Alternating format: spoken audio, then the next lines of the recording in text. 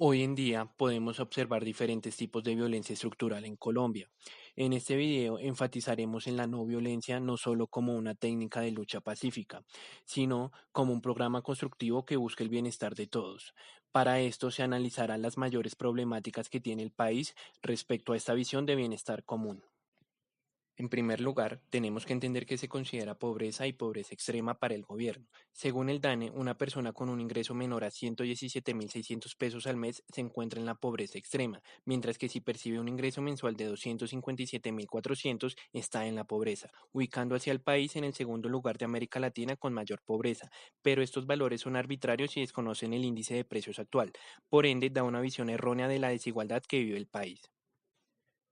Para tener una visión más amplia de la desigualdad en el país, empecemos por el 30% más pobre de la población colombiana. Son hogares que viven con menos de un salario mínimo, en su mayoría conformados por trabajadores informales y en promedio tienen 3,3 personas. El siguiente 60% de la población colombiana son entonces hogares que ganan entre un salario mínimo y 4 millones de pesos. Estas personas en su mayoría son afectadas por el IVA y prestaciones sociales. Ahora, hablando de un hogar que pertenece al 10% más rico, es aquel que ganará más de 4 millones, aunque dentro de este 10% hay una enorme desigualdad.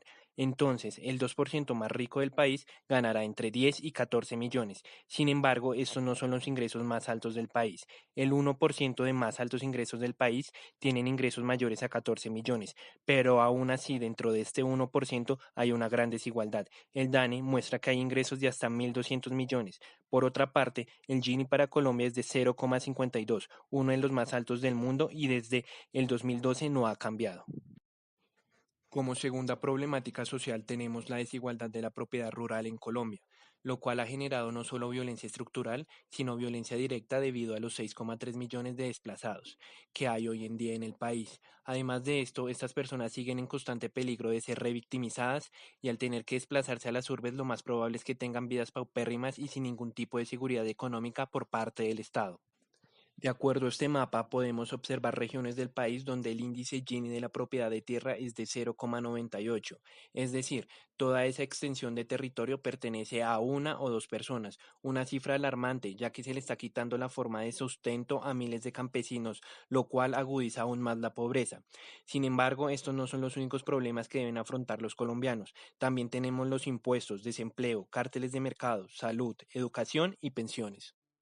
La solución para combatir esa violencia estructural que el Estado ejerce sobre muchos de nosotros, la cual vemos representada en las personas más pobres que viven en situaciones deplorables, necesitamos urgente una reforma agraria en la cual haya una distribución de las tierras y también distribución de su uso, ya que nada más 43 millones de hectáreas, que constituyen el 39% de las hectáreas de fincas en el país, son usados en uso agropecuario, de las cuales 34 millones son usadas para la ganadería y 9 millones usadas para la agricultura, cifra que debería ser al contrario.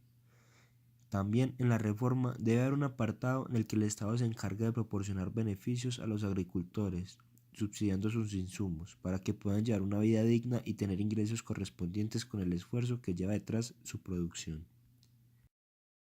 Otra forma para acabar con esa violencia estructural por parte del Estado puede ser darle un mejor manejo a la salud pública, proporcionar a todos la posibilidad de tener acceso a salud de calidad, a medicamentos que son necesarios para nuestra vida, a cirugías en caso que las necesitamos y otras cosas más que son vitales para nosotros, pero que por desgracia para las personas de bajos recursos es muy difícil acceder gracias a que el gobierno no se los facilita.